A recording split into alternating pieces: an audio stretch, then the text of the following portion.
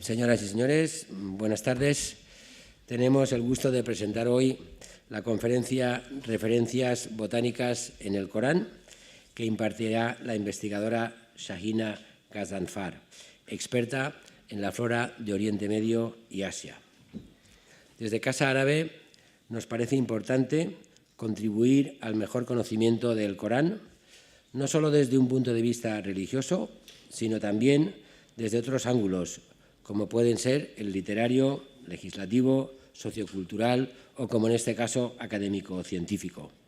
En este sentido, cuando el Consejo Superior de Investigaciones Científicas nos comentó la posibilidad de organizar esta conferencia, nos pareció sumamente interesante poder ofrecer una lectura del libro sagrado desde una perspectiva distinta a las habituales. Acercarnos al Corán desde la botánica es un enfoque novedoso para el público en general, pero también para el especializado en temas botánicos e incluso para los estudiosos del Islam.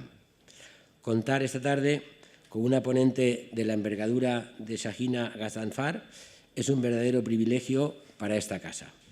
Ella es una de las investigadoras principales del Royal Botanic Gardens Kew de Londres, dedicada al estudio, la preservación y la biogeografía de las plantas de Oriente Medio y de Asia. Posee un doctorado por la Universidad de Cambridge y un máster en ciencias que realizó en la Universidad del Panjab, en Pakistán. Ha trabajado en el Sultanato de Omán, Sultan Qaboos University, en Nigeria, Bayero University, Islas Fiji, University of the South Pacific y Pakistán, Pakistan Agriculture Research Council and Kinnaird College, y ha realizado importantes contribuciones al estudio de la flora en esos países. Ha publicado varios libros sobre la flora de Irak, Omán y África ecuatorial y múltiples artículos sobre la vegetación de Oriente Medio y de la península arábiga. Esperamos que esta conferencia sirva a familiarizarnos con uno de los muchos diferentes aspectos del Corán. Muchos se sorprenderán al ver que numerosas de las plantas que se mencionan en este libro sagrado están presentes en la península ibérica y forman parte incluso de nuestra dieta o de los paisajes de nuestra geografía, tales como la vid, el olivo, la higuera, el granado o la palmera. Se trata de un ejemplo quizá mínimo, pero muy significativo, que sirve para darnos cuenta de que culturalmente Oriente y Occidente están más cerca de lo que imaginamos y comparten más cosas de lo que pensamos.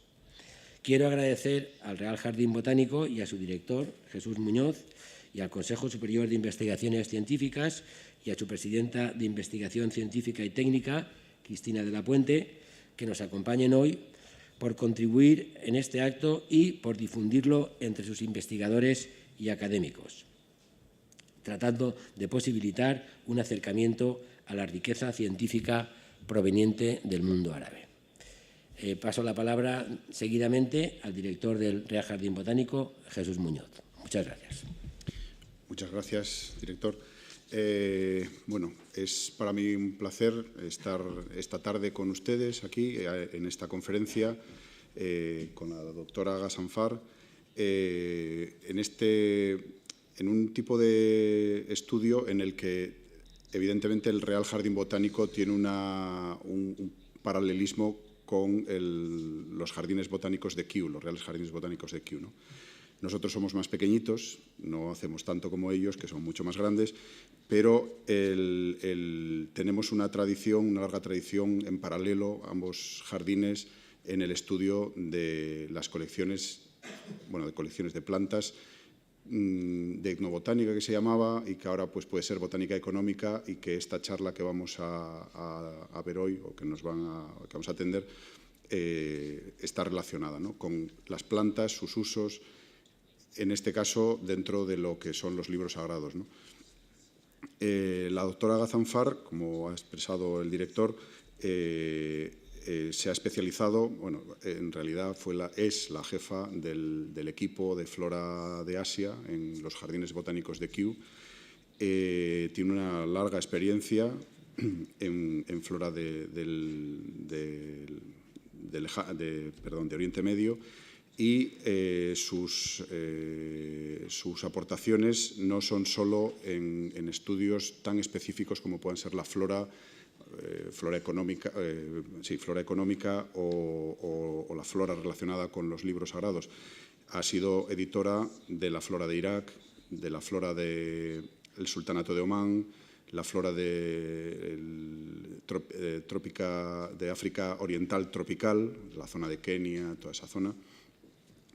Y tiene una larga experiencia en lo que es taxonomía, florística, etcétera, etcétera. No es solamente una persona centrada en aspectos históricos o económicos de las plantas, ¿no? Es autora de más de 100 artículos y una persona extremadamente reconocida en este campo, ¿no? Quizás señalar, para los que no lo conozcan, que posiblemente sean la inmensa mayoría, que el Jardín Botánico no ha trabajado nunca en la parte de Asia. Nosotros siempre estuvimos orientados hacia Latinoamérica por cuestiones culturales y tenemos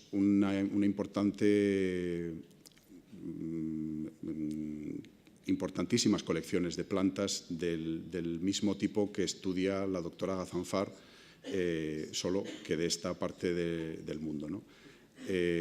Lamentablemente no tenemos a nadie en este momento que como ella trabaje en este tipo de colecciones, ¿no? Pero las colecciones seguimos teniéndolas, aquí se aclimataron muchas plantas de lo que eran colonias en aquel momento de América, y han seguido cultivándose en el jardín, aparte de lo que ahora mismo son ya colecciones muertas, ¿no? Pero sí que tenemos todavía colecciones que están vivas, de plantas que se cultivan desde que se trajeron desde las expediciones botánicas. Simplemente presentar esto como un paralelismo entre lo que puede ser un jardín botánico como Kew y nuestro jardín botánico, que en este aspecto puede ser más desconocido, ¿no? Incluso para el público de Madrid, que pese a tenerlo aquí al lado. Sin más, agradecer a la Casa Árabe la invitación y cedo la palabra a mi vicepresidenta, Cristina de la Puente. Muchas gracias. Es un honor para mí representar al Consejo Superior de Investigaciones Científicas en esta ocasión. Y no voy a hacerlo como arabista, que es lo que más me gustaría, sobre todo porque hace años, cuando no sabía si me iba a sacar una plaza, estuve dando clase de agricultura árabe y de botánica en la Escuela de Ingenieros Agrónomos durante años, por si salía algo allí. Y aunque no es mi campo de especialización, es un tema al que tengo muchísimo cariño y por el que tengo muchísimo interés, y procuro leer las cosas que se van publicando. No puedo empezar de otra manera que con un triple agradecimiento. En primer lugar, a Casa Árabe, que nos abre las puertas siempre al CSIC para organizar actos, a Bárbara Bock y a la doctora Ghazanfar, que tienen un proyecto pequeñito, pero es un proyecto del CSIC que está dando unos resultados magníficos y que además han tenido la idea de presentarlo aquí, parte de ello, y de darnos la conferencia. Así que ese es un agradecimiento. Y al Real Jardín Botánico, que siempre abre las puertas a los visitantes que le traemos de otras especialidades. Porque muchas veces hablamos de interdisciplinariedad, pero este es uno de los casos en los que se hace patente que esa interdisciplinariedad existe. Y en el caso de las áreas de humanidades y de recursos naturales en el Consejo, yo diría que es magnífica y que podría ser más magnífica todavía.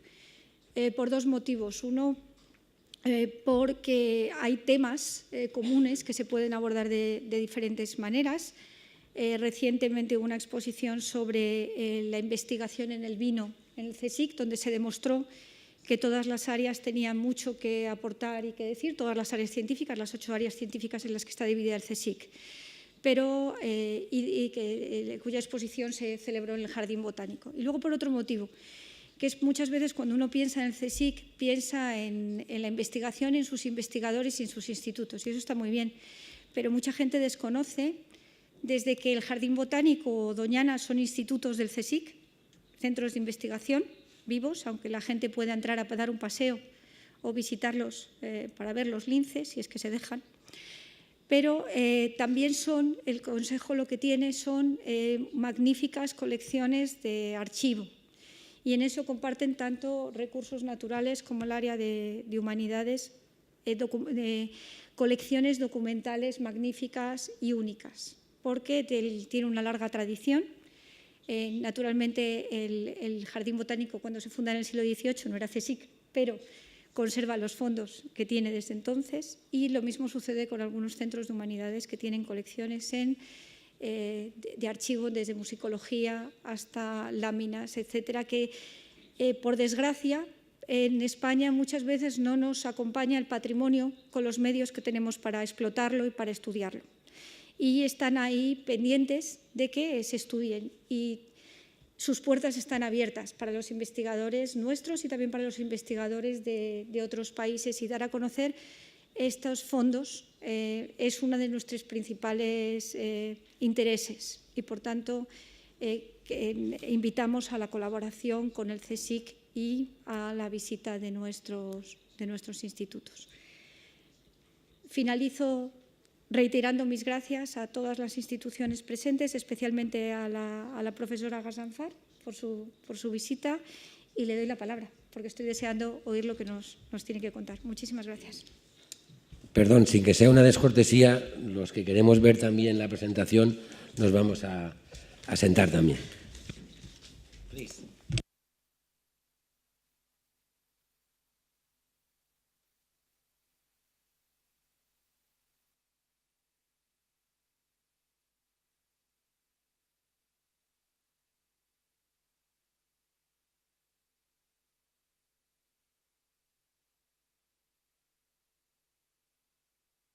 This, and I hope that's clear. Well, thank you very much. Muchas gracias. I have to now remember these names. Muchas gracias. No recuerdo bien los nombres, pero gracias al director de la Casa Árabe, del Real Jardín Botánico, y a la vicepresidenta del CSIC, hemos por lo menos podido colaborar con Cristina, con Ignacio, que me han ayudado mucho con el proyecto que hemos llevado a cabo. Y, por supuesto, con respecto al estudio de otras plantas que se mencionan en el Corán. Bueno, mi interés con respecto a las plantas que aparecen en el Corán se remonta a mi asociación con los países de Oriente Medio. Son países que son un poco pobres en cuanto a la taxonomía y no siempre se pueden identificar estas plantas correctamente, no es tan fácil. Y cuando estas cosas ocurren, cuando ocurren en estos países, muchas veces acuden a Kew, al Jardín Botánico de Kew, pidiéndonos ayuda. En los últimos 5 o 6 años ha habido una gran oleada de tratar de hacer jardines coránicos en países de Oriente Medio, en países como Qatar y Oman, por ejemplo. Muchos de los principios se han seguido, jardines más islámicos, pero a la hora de plantar las plantas del Corán, había un problema muy claro. Algunas de las plantas son muy conocidas, tienen nombres clásicos en árabe, se pueden identificar de manera muy fácil a través de la literatura clásica, pero otras plantas que se mencionan en el Corán son un poco difíciles, y ha habido mucho debate sobre si esta planta era esto o si este nombre corresponde con esta planta específica. Hay una creencia muy firme de que la mayoría de las plantas que se mencionan en el Corán provienen de Oriente Medio, sobre todo donde surgió el Islam, sobre todo en la zona de Arabia Saudí. Las plantas que se mencionan del Corán vienen de muchos lugares. Esto lo vamos a ver a continuación. En el Corán propiamente dicho, simplemente para volver un poquito atrás,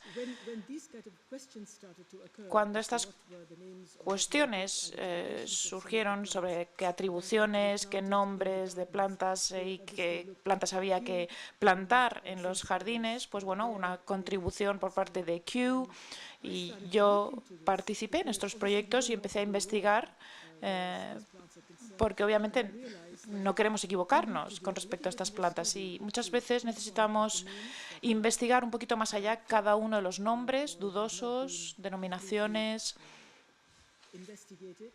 Hay que llevar a cabo una investigación profunda y por eso empecé este proyecto. No lo he terminado. Estoy todavía estudiando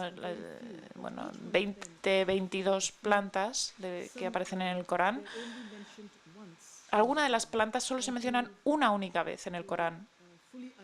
Y para identificarlas perfectamente a través de esta única mención, a lo mejor no se corresponden al contexto.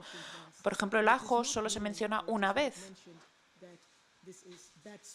y no hay una mención con respecto al olor, sino que hay un contexto mucho más metafórico y esto hace que sea todavía más difícil y al mismo tiempo más interesante. Es un desafío, es un reto, claro. Con respecto al Corán, tenemos unas 20 plantas que se mencionan en los hadís. Seguramente conocen ustedes lo que son los hadices, relatos recopilados después de la muerte del profeta Mahoma, prácticamente en el siglo IX o X, y estos relatos que recopilaron los estudiosos árabes y que siguen el Islam bastante cerca, el hadís.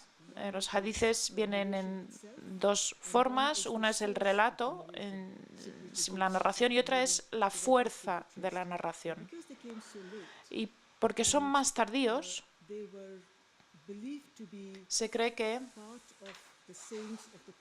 son parte de los dichos del profeta.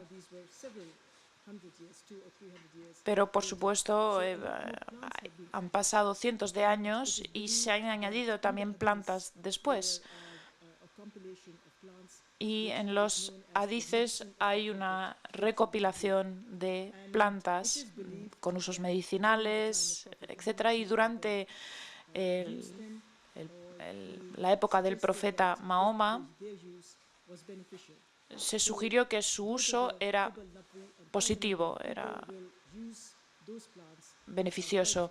Así que hay muchas personas que utilizan estas plantas con una base religiosa muy clara.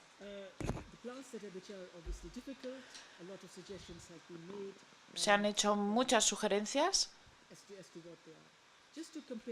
Y bueno, para hacer algunas comparaciones con la Biblia y con el Nuevo Testamento, el Antiguo Testamento, se mencionan muchas más plantas en la Biblia, 130 plantas.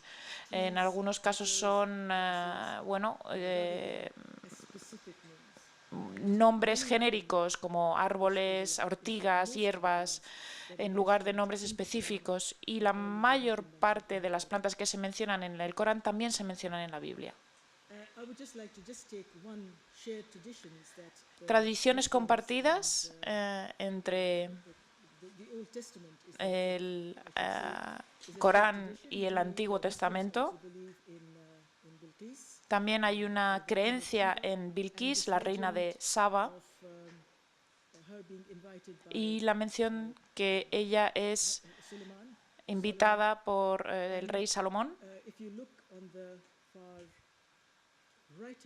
Y si miramos a la derecha, hay un pequeño pájaro que es la abubilla, que aparece ahí, debajo de la acacia, y que trae un mensaje. La reina está tranquilamente debajo del árbol, relajándose, Y vemos algunas plantas también en la parte de atrás. Y yo quise saber si había un significado detrás de este dibujo. Es de Irán y está actualmente en el Museo Británico. Y bueno, quise saber si luego las plantas tenían algún tipo de significado, si este dibujo tenía mayor significado. Y el árbol que aparece aquí, bajo el que está la princesa de Saba, significa retiro, reposo, y parece que ella no tenía mucho entusiasmo por aceptar esa invitación del rey Salomón.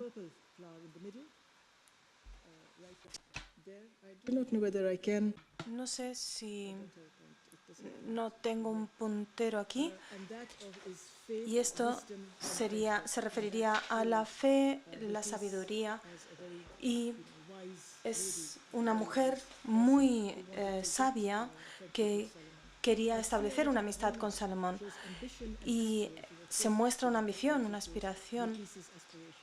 Y la clave aquí es la aspiración. La acacia, que es el árbol bajo el cual está sentada, habla del amor platónico, el amor oculto, el amor secreto. Y es posible que Bilquis estuviera manifestando su amor por el rey Salomón. Si esto es cierto o no, no lo podemos saber, pero es un tipo de interpretación que podemos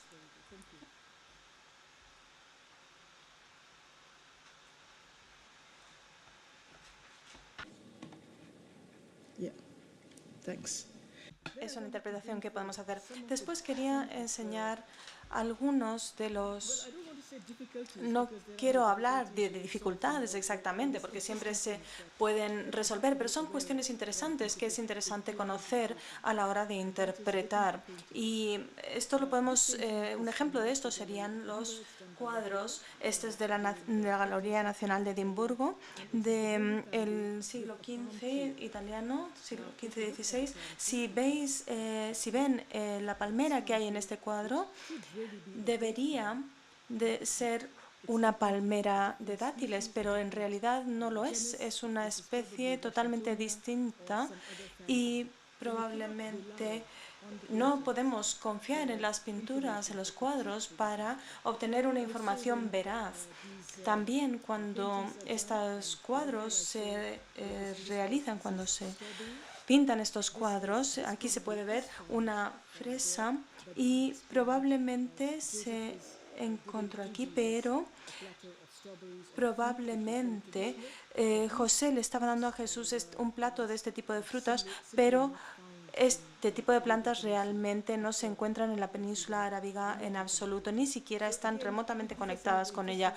Así que estos son algunos de los aspectos interesantes cuando estudiamos la traducción de estos significados. Tenemos que contar con distintas fuentes y la pintura es una de nuestras fuentes, aunque no siempre sea la más precisa. Mi posición, una de las ideas que yo defiendo es que los textos religiosos como los hadices o la Biblia, el Torá o el Corán son fuentes muy interesantes para conservar el valor cultural de las plantas, que se pierde cuando se coge una planta y se saca de su hábitat natural y se lleva a cultivarla en otro lugar. Y esto se hace continuamente. Sin embargo, hay una cultura determinada que se vincula a una planta concreta. Puede deberse a su aroma, por ejemplo, el olor del jazmín por las mañanas, o puede ser las gotas del rocío en el jazmín, que son muy buenos para los ojos. Hay una serie de mitos que nunca se pueden transportar a otros lugares, y creo que es una de las obligaciones o quizás recomendaciones de los jardines botánicos intentar recuperar la historia de esas plantas para comunicarla, sobre todo cuando se trata de plantas que se han trasladado de lugares muy remotos, para que otras personas puedan disfrutar de esos pequeños toques culturales que están vinculados a la planta. Yo siempre defiendo la conservación, para mí es algo muy importante, y conservar los hábitats, desde luego, es la mejor forma de conservar las plantas, pero actualmente es muy complicado, las cosas se mueven, las plantas se mueven. Por tanto, yo creo firmemente que los textos religiosos son una de las formas que tenemos para conservar las culturas que van relacionadas con las plantas. Nuevamente, el desplazamiento de las plantas, ya he hablado antes de esto, y por lo menos esto está documentado. Esto sería uno de los jardines botánicos más antiguos de la historia, hace unos 3.000 años en Egipto. Lo plantó Neg y era un jardín botánico real, de forma rectangular, y la mayor parte de las plantas se habían plantado allí simplemente con efectos estéticos y de recreación. Se habían trasladado incluso de otras zonas, sobre todo la vid, que no son indígenas de Egipto. Lo que ocurre con los griegos eran excelentes en sus descripciones, pero carecían de un jardín botánico, y el único jardín botánico era el de Aristóteles, que se utilizó como un jardín para la enseñanza, y por algún motivo nunca hicieron jardines botánicos. El jardín botánico de Aristóteles se dejó a Teofrasto, y él basó el primero de sus textos de Historia Plantarum en este jardín botánico, donde enumeró hasta 500 plantas. En Irak, que actualmente es la zona que estoy estudiando, sigo definiendo la planta del trazado de Irak, y se ha publicado un libro sobre los misterios de los jardines colgantes de Babilonia. Se llamaban misteriosos porque no se sabe dónde crecían exactamente, y ella ha mirado las tablas cuneiformes, ha enumerado las plantas que había, y se describían exactamente, con precisión, pero se ha descubierto que probablemente estaban en Nínive y no en Babilonia. Y al parecer había algún tipo de canal, o no exactamente un río, pero algún tipo de fuente de agua que llevaba que regaba las zonas que estaban justo en esta zona, y que hacía mediante una cascada daba lugar a las plantas de la zona. En París han construido literalmente este tipo de construcciones de Arquímedes para elevar el agua y regar las plantas que están a otras alturas. Esto ocurrió hasta hace 700 años antes de Cristo, y hay muchas plantas que crecieron allí y que todavía no están identificadas, y que nos permitirían saber lo que estaba ocurriendo en la zona. Uno de los primeros recolectores o coleccionistas de plantas, tal y como lo entendemos, era chino, y tenemos el emperador Wu de Han. Según algunas personas, fue el que inició los jardines botánicos, no necesariamente de plantas nativas, sino de plantas foráneas, y que traían de distintas partes del mundo a través de la ruta de la seda hacia Asia, y así cultivaron jardines con plantas de todas estas regiones. Si ven el mapa, aquí se puede ver la región de Xinjiang. Todas estas rutas que están marcadas son antiguas rutas de la seda que acababan en el Mediterráneo hacia India, cruzaban el Punjab, y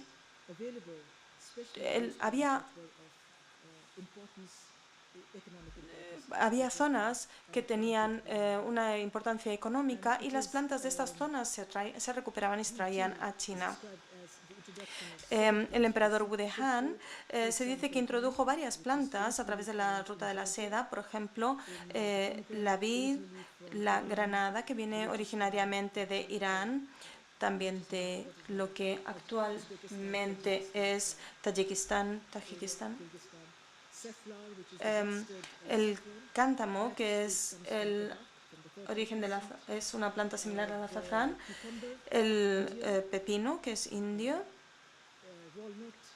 las nueces, que vienen de Irán, y desde luego el cilantro, que es muy mediterráneo.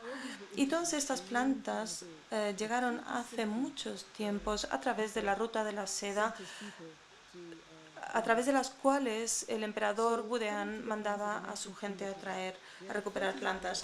En el Corán hay 30 plantas que son alimentarias, 13 plantas que son alimentarias, son la dátil, la palmera datilera, el olivo, la vid, el árbol de la granada, el melón, la cebolla, el ajo, la cúrcuma, la mostaza y la albahaca. Estas plantas se pueden identificar. Hay 7 plantas que son más difíciles de identificar. Una de ellas se considera que es el maná. Algunas personas creen que es una planta, otras personas piensan que es lo que se obtiene del tamarix, que es muy dulce.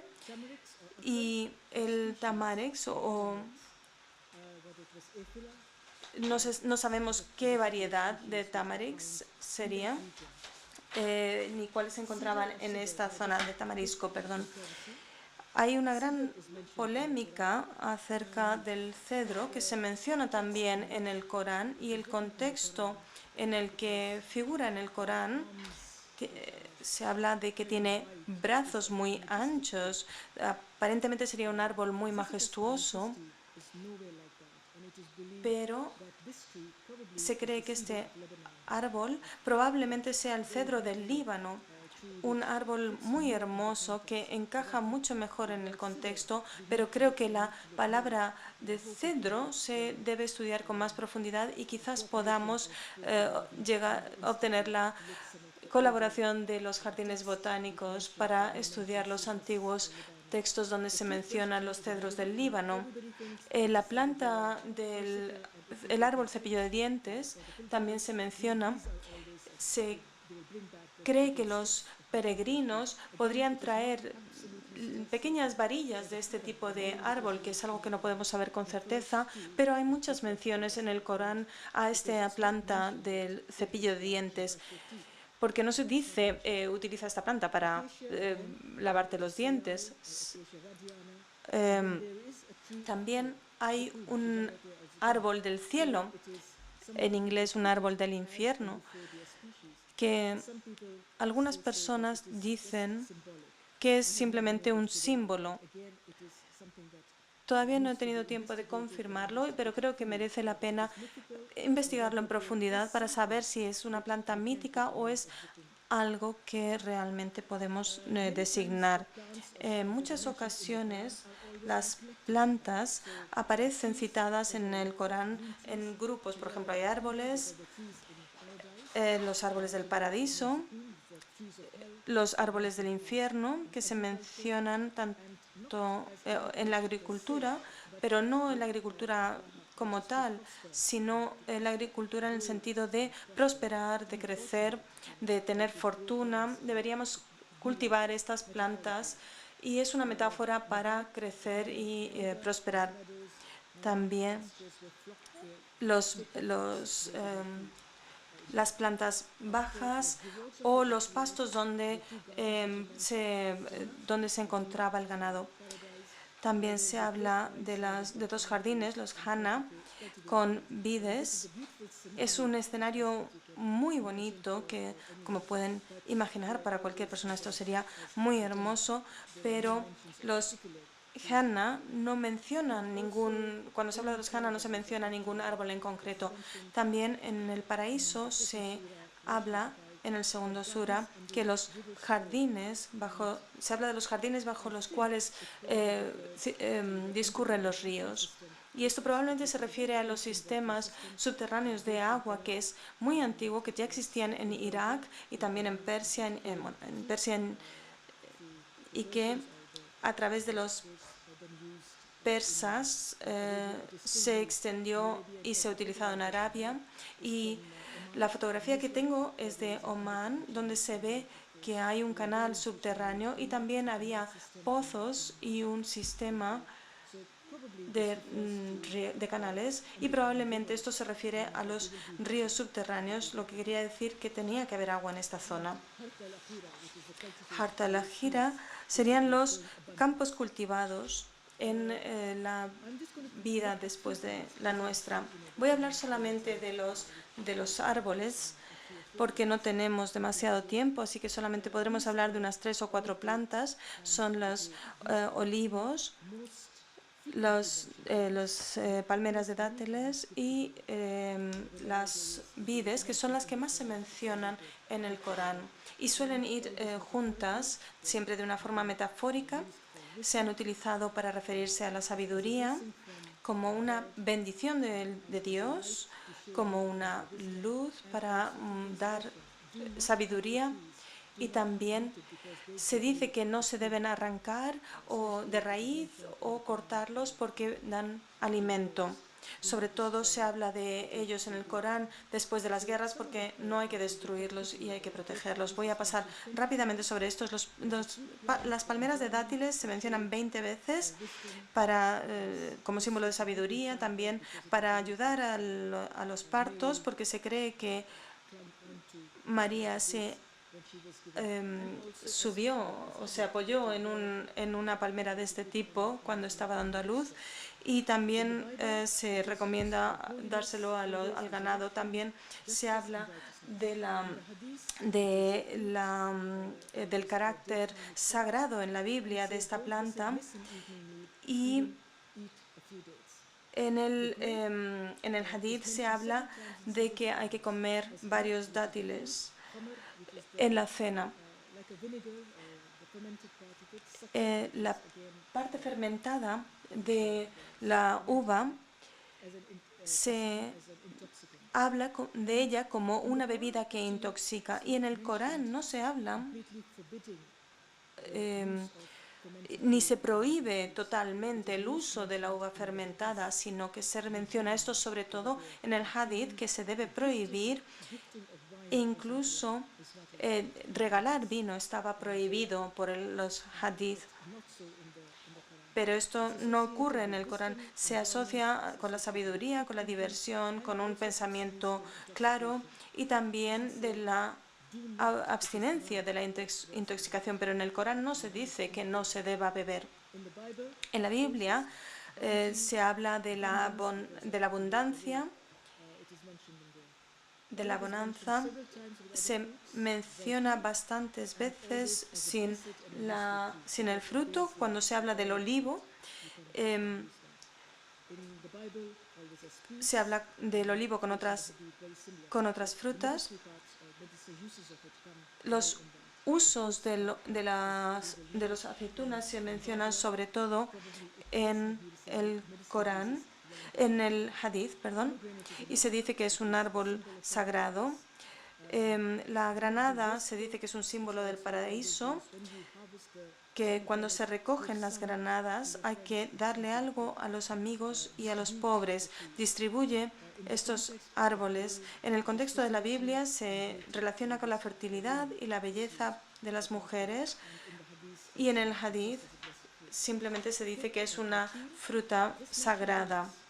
Los higos se mencionan solamente una vez, la higuera, y es importante porque se dice que por el higo y el olivo y el monte Sinaí y en esta ciudad de seguridad hemos creado el hombre en su mejor de sus moldes.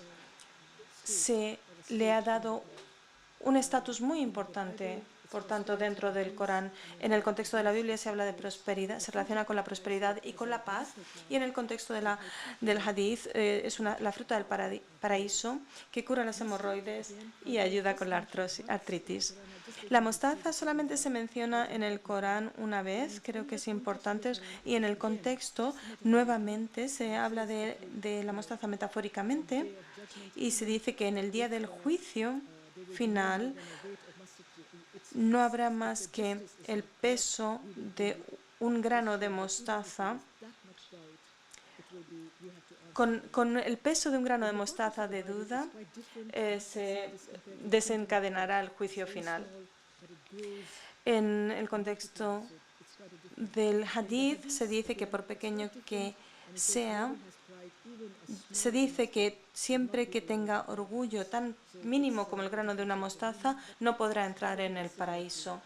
Es un poco similar a lo que se decía en el Corán. Vamos a hablar un poco de la palmera datilera, que es la que se menciona más veces, se menciona en 20 ocasiones, en 16 suras, y en 8 ocasiones se menciona por sí sola, así que es una planta muy importante y creo que era un árbol muy útil en las zonas desérticas. Se menciona en el Linat, en el Nakir, en el Kitmir, en distintas formas.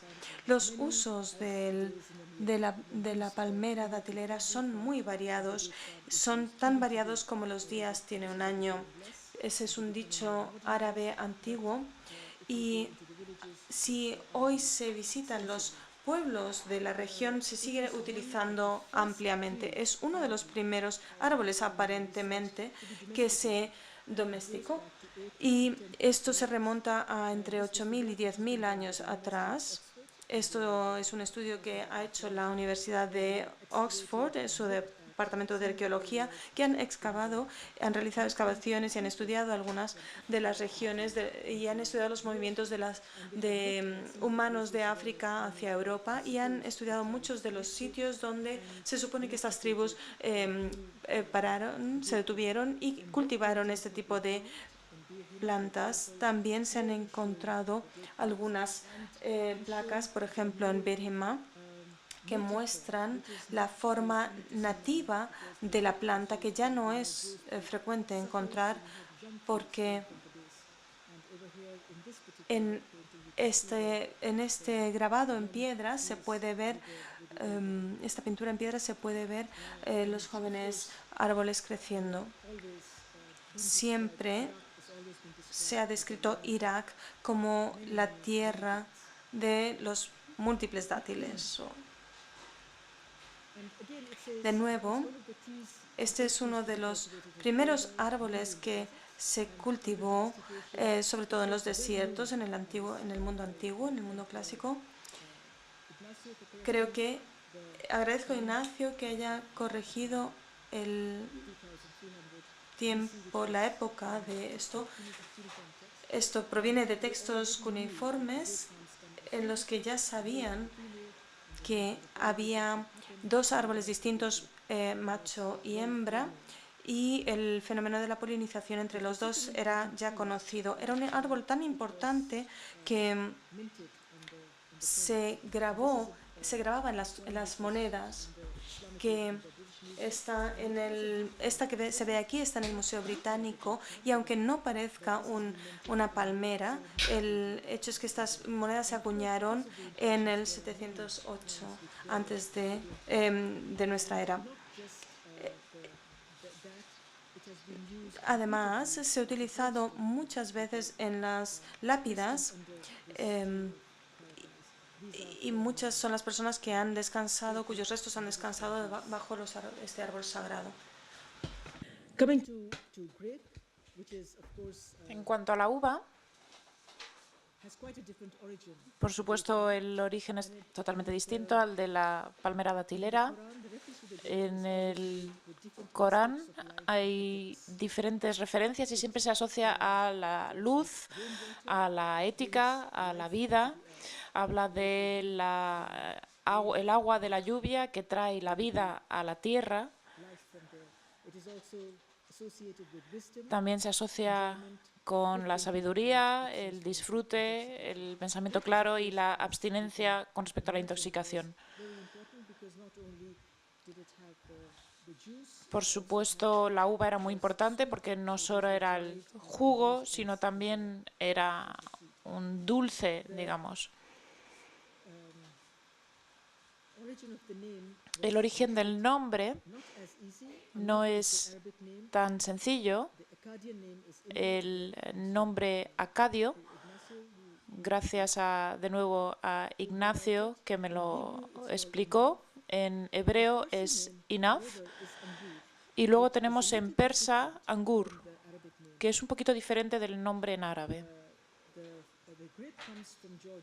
La uva viene de Georgia, de Europa Central, y la palabra más cercana que yo he podido encontrar es la palabra griega de pepino.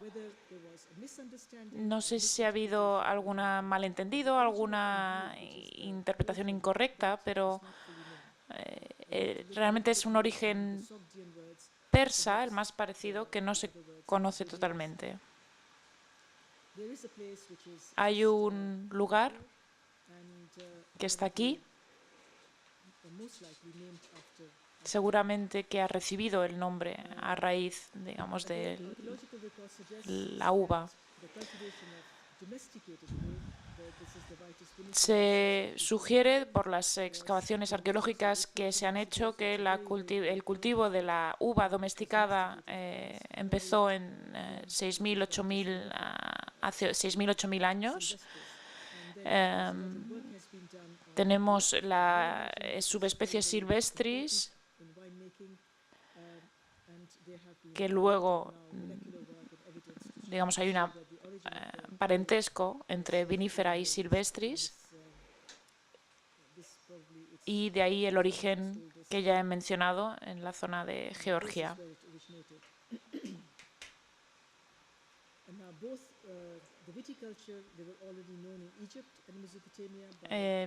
En Egipto y en Mesopotamia ya se conocía. Hay la viticultura, hay muchas evidencias, muestras de ello. Y también estamos hablando de un Irán muy diferente al actual. El vino se utilizaba como obsequio. Los chinos recibieron, creo que es a través de Kan Kien, a través de las expediciones durante la dinastía Han. Y aquí se puede decir que cuando el vino llegó a China, se crearon las copas específicas para beber vino, que tienen una forma totalmente diferente de las tazas de té, por ejemplo.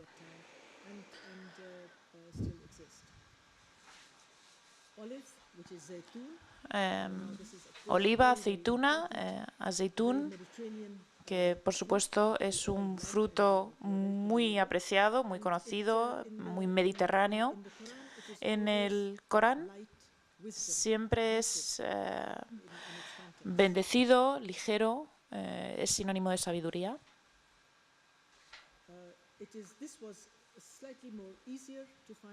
En este caso fue un poquito más fácil de encontrar con al-Zaytún, que es el mismo palabra, término que se utiliza en el Corán. Tenemos hebreo, que también quizá viene de Serdú.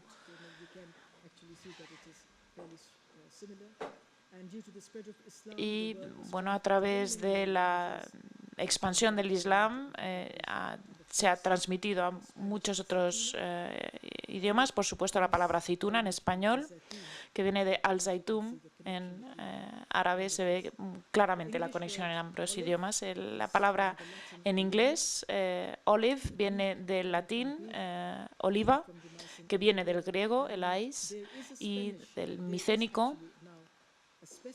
Y hay un ejemplar, un espécimen en la Burlington House, que fue utilizado por Carlos Linneo, que daba nombres en latín en 1753, y hay una espécimen que tiene este nombre y que es la referencia, digamos. Pueden visitar el Burlington House en Londres para ver este espécimen en el herbario de Linneo.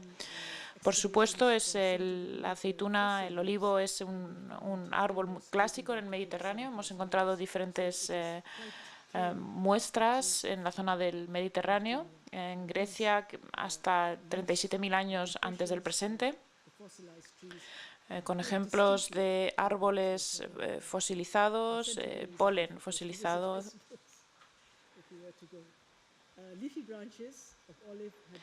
Las ramas frondosas del olivo siempre se han utilizado como símbolos de la gloria, de la paz, y siempre tenemos esta asociación de la victoria. También se han encontrado guirnaldas, coronas de olivo en la tumba de Tutankamón, y en diferentes templos sagrados se utilizaba el aceite para quemar, que se quemaba en las lámparas. Es una de las plantas más antiguas en cuanto a su cultivo, que sepamos. Se han encontrado también muestras en el Valle del Jordán de huesos de aceitunas carbonizados hasta 3.500 años antes de Cristo. Y durante los años se ha considerado un símbolo de paz, de sabiduría y gloria, y fue una de las primeras plantas mencionadas en la Biblia, con esta imagen tan significativa de la paloma trayendo la rama de olivo para decirle a Noé que el diluvio había terminado. La granada, por supuesto, es un fruto también muy importante, no solo porque se menciona en el Corán, sino también por sus usos. Se menciona junto a los dátiles, aunque los dátiles sí son propios de la área, pero la granada no, la granada viene de una área totalmente distinta. Se menciona su nombre persa, Anar. También tenemos el nombre rumán, que es el que aparece en el Corán. Anar es la flor, digamos, del granado. Muchas mujeres reciben el nombre de Gunar. De nuevo se puede remontar a la gente, los pueblos de Sogdiana, una antigua civilización de Irán.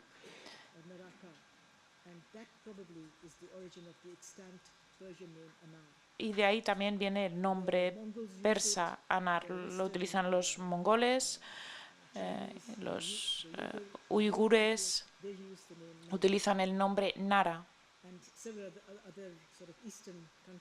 Y tenemos también otros idiomas como el azerí, el hindí, kurdo, el turco y el urdu, que utilizan el nombre Anar. Pero la palabra que aparece en el Corán es el rumán. Tenemos una transcripción china antigua que se remonta al año 212 con el nombre Liu. Tenemos también Zholiu, Zak, Liu, que aparece en el diccionario de Kanji en 265. Los micénicos, 1600-1100 a.C., llamaban a las granadas Roa, Roai, no sé si lo estoy pronunciando bien. En acadio es Nuarmu, asirio Armunta, hebreo Rimón, siríaco Munu, árabe Rumun. Y vemos que tiene este origen acadio. También tenemos Armani, que es egipcio, el origen también copto, Herman.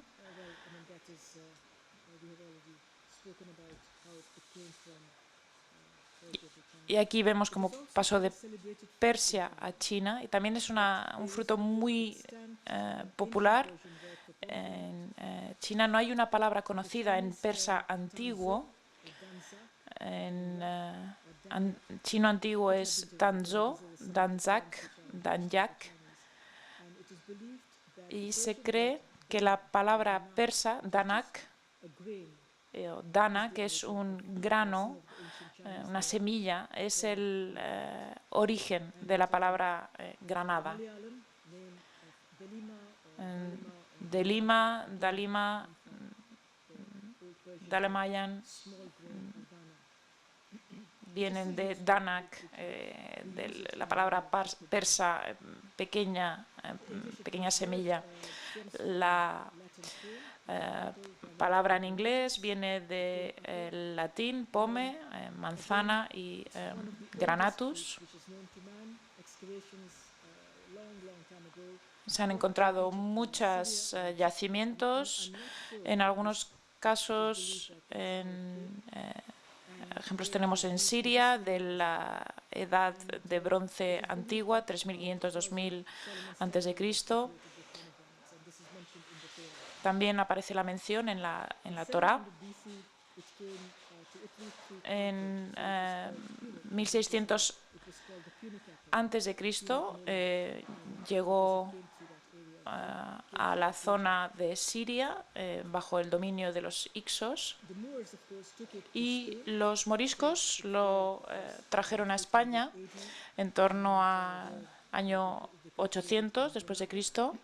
Luego de ahí el nombre de la ciudad de Granada, y llegó a Gran Bretaña a través del matrimonio en Catalina de Aragón,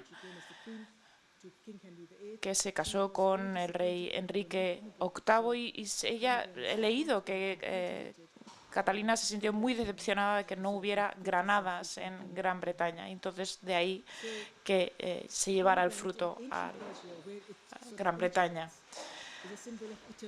En la antigua Persia es un símbolo de la vida eterna,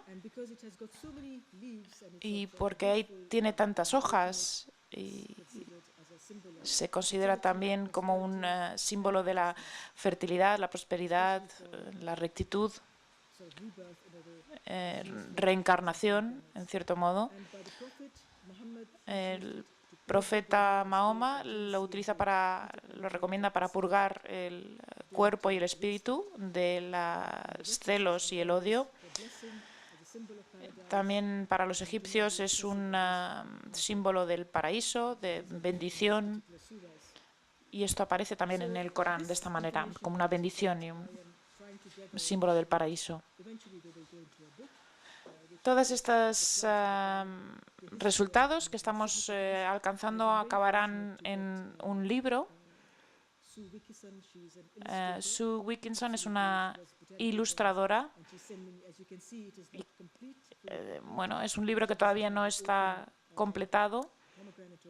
Aquí tenemos una granada abierta, y me ha permitido utilizar esta imagen incompleta que todavía está sin terminar, y espero que durante mi vida podré terminar este libro y tenerlo un poco como una celebración de la vida de las plantas mencionadas en el Corán y en diferentes textos, y también para que podamos fijarnos en el significado,